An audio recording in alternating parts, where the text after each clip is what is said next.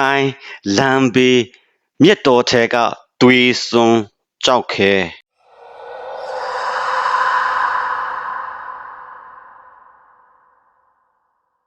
မင်္ဂလာပါ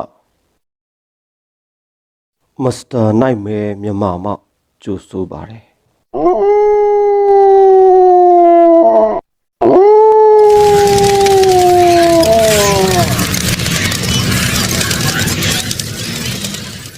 လူတယောက်ကိုတတ်ဖြတ်ဖို့အချိန်ဘယ်လောက်လိုအပ်မယ်လို့ထင်ပါတယ်လဲ10မိနစ်5မိနစ်ဒါမှမဟုတ်စက္ကန့်ပိုင်းလေးပဲလားဒါပေမဲ့လူတယောက်ရဲ့အသက်ကိုယူသွားတဲ့ဆုံးဖြတ်ချက်တစ်ခုကနောင်တစ်သက်လုံးပြန်ပြင်လို့မရနိုင်တော့ပါဘူး2026ခုနှစ်ထိုင်းနိုင်ငံစုရဌာနီခရိုင်မှာမြန်မာအမျိုးသမီးတူရဲ့ရုပ်အလောင်းကိုလမ်းဘေးမြက်တော်ထဲမှာတွေ့ရှိခဲ့ကြတယ်အလောင်းအနီးမှာသွေးစွန်းနေတဲ့အင်ကြီးတစ်ထည်ပျောက်ဆုံးနေတဲ့စိုက်ကယ်တစ်စီးပြီးတော့နောက်ပိုင်းမှာတွေ့ရှိလာတဲ့သွေးစွန်းကြောက်ခဲတစ်လုံးဒီနေ့မစ္စတာနိုင်မဲမြန်မာမှာမအီအီဖြူရဲ့နောက်ဆုံးညနဲ့ CCTV ကဖော်ထုတ်လိုက်တဲ့လူတက်မှုအကြောင်းကိုတင်ဆက်ပေးသွားမှာဖြစ်ပါတယ်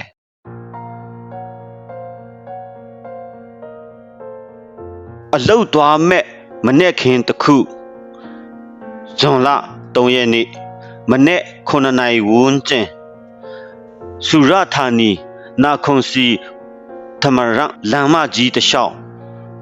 အလုတ်သွားနေကြတဲ့လူတချို့ရှိနေခဲ့ပါတယ်လမ်းဘေးမှာမြက်ပင်ရှည်ရှည်တွေကြားတဲ့တခုခု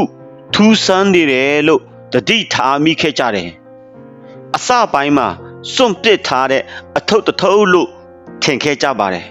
ဒါပေမဲ့ပိုနီးလာတဲ့အခါအဲ့ဒီအရာကလူတစ်ယောက်ဖြစ်နေခဲ့တယ်အမျိုးသမီးတစ်ယောက်အသက်မဲ့နေတဲ့ခန္ဓာကိုယ်ရဲတပ်ဖွဲ့ရောက်လာတဲ့အချိန်မှာသူမဟာအသက်29နှစ်အရွယ်အမအီအီဖြူဖြစ်ကြောင်းသိရှိခဲ့ရတယ်နိုင်ငံခြားမြေမှာအလုတ်လုတ်ရင်းဘဝတူတဲ့ဖို့ကြိုးစားနေတဲ့မြန်မာရွှေ့ပြောင်းအလုတ်သမားတဦးဒါပေမဲ့သူမဘယ်လိုဒီနေရာကိုရောက်လာခဲ့တာလဲတွေးစွန်းတဲ့လျှွက်ချက်ရဲတပ်ဖွဲ့ဟာအခင်းဖြစ်ပွားရာနေရာကိုအသေးစိတ်စစ်ဆေးပါတော့တယ်မြက်ပင်တွေကြားထဲမှာတွေးစွန်းနေတဲ့အမျိုးသားဝတ်အင်ဂျီတစ်ထည်ကိုတွေ့ရှိခဲ့တယ်အနီးတစ်ဝိုက်မှာစိုက်ကယ်လည်းမတွေ့ရဘူးလူရဲ့မှုလားရန်ညိုးကြောက်လားဒါမှမဟုတ်အခြားအကြောင်းရင်းတစ်ခုခုရှိနေလားရဲတွေဟာအဖြေရှာဖို့ကြိုးစားခဲ့ကြပါတယ်ဒါပေမဲ့ဒီနေရာမှာအရေးကြီးဆုံးတက်တွေကသူတို့ကိုစောင့်နေခဲ့တယ် CCTV ထဲကနောက်ဆုံးမြင်ကွင်းစုံစမ်းရေးအဖွဲ့ဟာလမ်းတစ်လျှောက် CCTV တွေကိုစုဆောင်းခဲ့တယ်။နိုင်ပေါင်းများစွာကြည့်ရှုပြီးတဲ့နောက်သူတို့လိုချင်တဲ့ပုံရိပ်ကိုတွေ့ခဲ့ရတယ်။ CCTV ထဲမှာမအီအီဖြူဟာအမျိုးသားတစ်ယောက်နဲ့အတူရှိနေခဲ့တယ်။သူတို့နှစ်ယောက်စိုက်ကယ်တစ်စီးပေါ်မှာတနေရာကိုတွားနေကြတယ်။ဒါဟာသူမအသက်ရှင်နေစဉ်နောက်ဆုံးမှတ်တမ်းတွေထဲကတစ်ခုဖြစ်လာခဲ့တယ်။အဲ့ဒီအမျိုးသားကဘယ်သူလဲ။သူဟာတက်တီတယောက်လား။ဒါမှမဟုတ်ဒီအမှုရဲ့အဓိကလူလား။တန်တရားရှိသူ CCTV လမ်းကြောင်းတွေကိုပြန်လည်ဆက်စပ်ကြည့်ရာကနေရဲတွေဟာအသက်29နှစ်အရွယ်မြန်မာနိုင်ငံသားအောင်စိုးလင်းစီရောက်ရှိသွားခဲ့ပါတယ်။သူဟာတေဆုံးသူနဲ့နောက်ဆုံးအတူရှိတဲ့အတူဖြစ်နေခဲ့တယ်။ရဲတပ်ဖွဲ့ဟာချက်ချင်းပဲသူ့ရဲ့နေထိုင်ရာကိုရောက်သွားခဲ့တယ်။အဲ့ဒီအချိန်မှာသူထွက်ပြေးမသွားသေးဘူး။တက်တီခံပျက်စီးတချို့ကိုလည်းတွေ့ရှိခဲ့ပါတယ်။အဲဒီနောက် န်ဆီးခံလိုက်ရတယ်စစ်စေးခံတဲ့ကအမှန်တရားစစ်စေးမေးမြန်းမှုစတင်ခဲ့ပါတယ်အစပိုင်းမှာဖြစ်စဉ်တချို့ကိုရှင်းပြခဲ့တယ်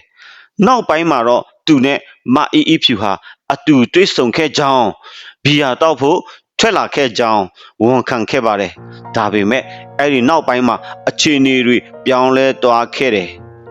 စကားများကြတယ်အငင်းပွားမှုတွေဖြစ်လာတယ်ပြီးတော့အရာအားလုံးဟာထိမရတော့တဲ့အခြေအနေတစ်ခုစီရောက်သွားခဲ့တယ်အခင်းဖြစ်ပွားရာကိုပြန်လာတဲ့သူ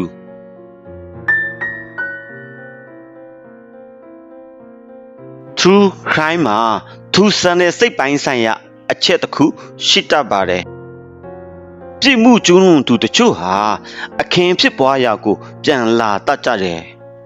ဘာကြောင့်လဲတက်တီဖြောက်ဖို့လားဒါမှမဟုတ်သူတို့လှုပ်ခဲ့တာကိုပြန်ကြည့်ဖို့လားဒီအမှုမှာလဲရဲတပ်ဖွဲ့ရဲ့စုံစမ်းချက်အရတန်တရားရှိသူဟာထပ်မံပြန်လာခဲ့တယ်လို့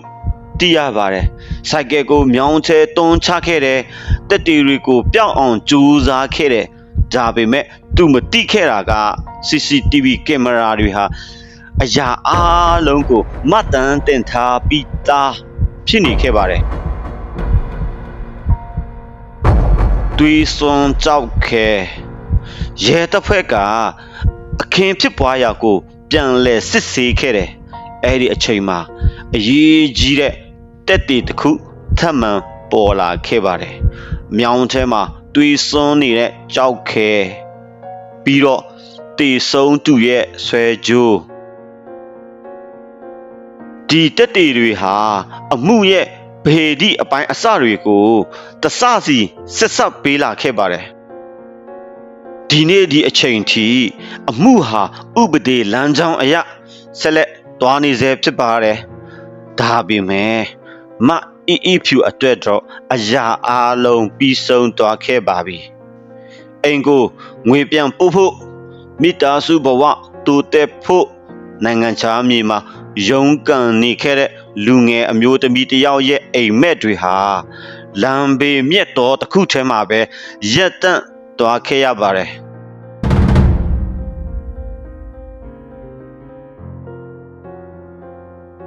တခါတရံအန်ဒီရဲ့အကြီးဆုံးလူဟာလုံးဝမတိတဲ့သူတွေထဲကမဟုတ်ပဲကိုယုံကြည်မိခဲ့တဲ့သူဖြစ်နေနိုင်ပါတယ်ဒီအမှုအပေါ်တင်းရဲ့အမြင်ကို comment မှာရေးခဲ့ပေးပါ Master Nightmare မြန်မာကို subscribe follow လုပ်ထားဖို့မမေ့ပါနဲ့နောက်ထပ်ဖြစ်ရမှန် documentary တစ်ခုနဲ့ပြန်လည်ဆုံတွေ့ပါမယ်